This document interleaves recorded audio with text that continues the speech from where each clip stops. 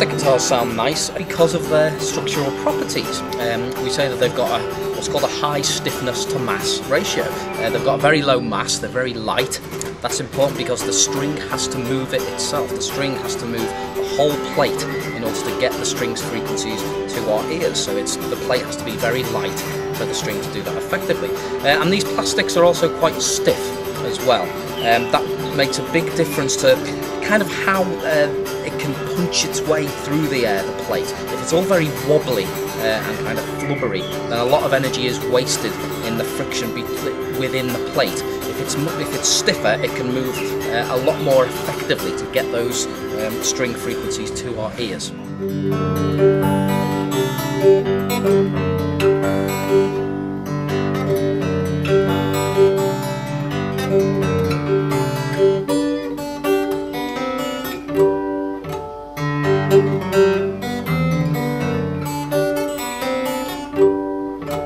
There's actually quite a few myths to do with guitar making. I hear these kinds of things all the time. Some guitar makers will stiffen one side of the plate because they think that's the bass side. So if you stiffen it, it'll make it bassier. But the plate just has its own patterns of vibration, and it's all to do with those patterns of vibration. Now you can make them asymmetrical, those patterns, which might make the guitar bassier, or it might make it less bassy. It's all much more complicated.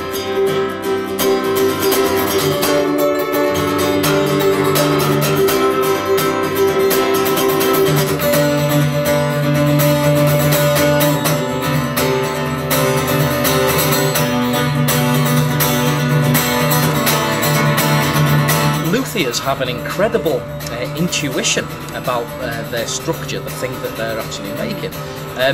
Sometimes they explain their intuition using explanations which aren't quite right. Now that doesn't mean that their intuition isn't correct.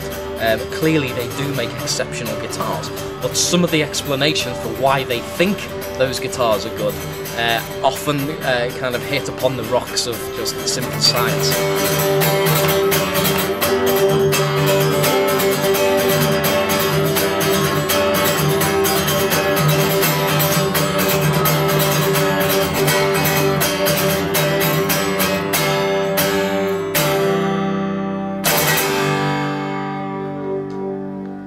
Thanks very much.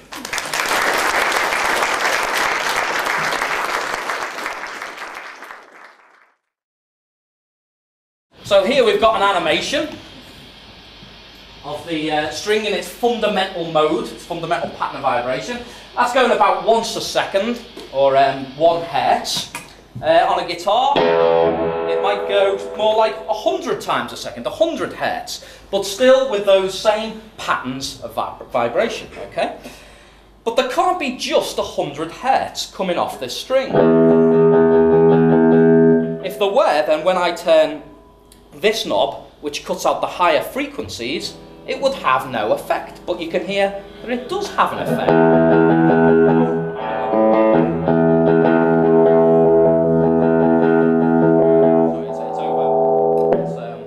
Overdriving a bit, but there is definitely effect when you turn that knob and cut out higher frequencies. Higher frequencies of the string are definitely diminished. So where do these higher frequencies come from? They're actually the harmonics of the string. Okay. Over here we've got the fundamental. I've slowed it down even further, but at the same time a string vibrates in another pattern, having 2 regions of vibration twice as fast as the fundamental.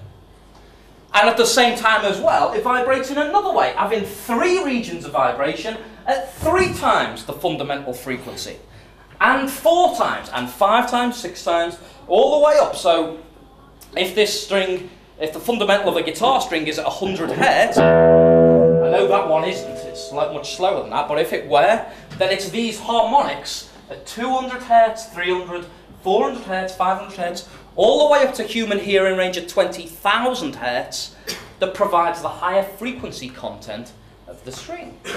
So if I rest my finger halfway along the string so that it vibrates either side of my finger at twice the fundamental frequency, I hear the first harmonic.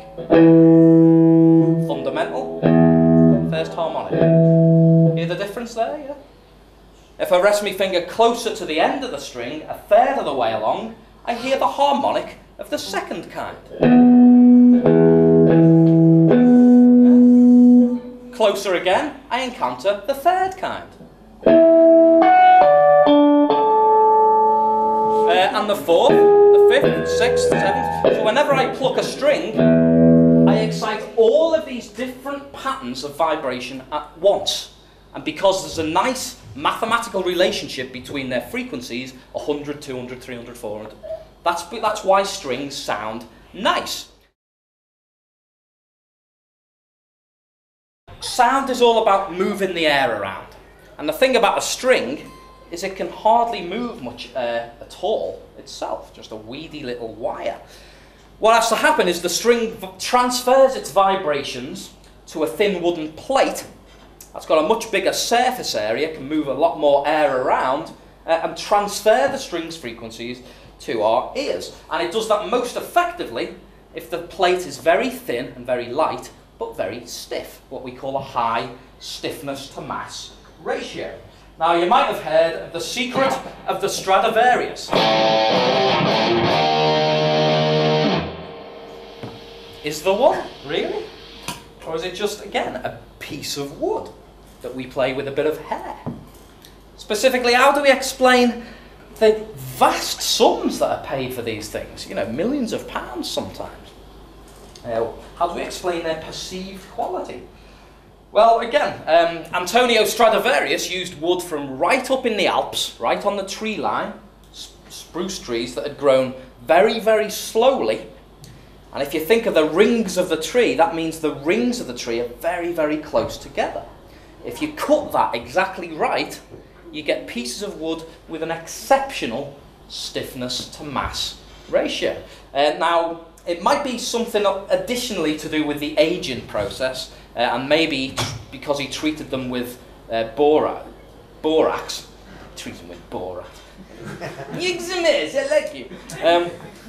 Which tightened the wood a bit further, but it's nothing to do with the varnish. It's nothing to do with playing it regularly. When you hear about, I hear about the guy who goes round the museums, taking the antique violin out of its glass case, playing it for a bit so its soul doesn't die, and then putting it back.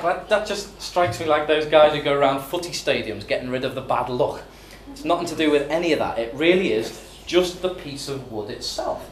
And the reason you pay millions of pounds for these things rather than maybe 50 grand for the best modern instruments, which blindfold connoisseurs say they like just as much, by the way, isn't because they're 20 times as good, these Stradivarius violins, but because they're a fabulous antique work of art with a history of famous fingers. And even then, I think it's a bit inflated. We don't pay those kinds of prices for furniture from that period. That's just as much an antique work of art. The inflated price is based on the perception of higher quality, which I'm not all that sure is justified.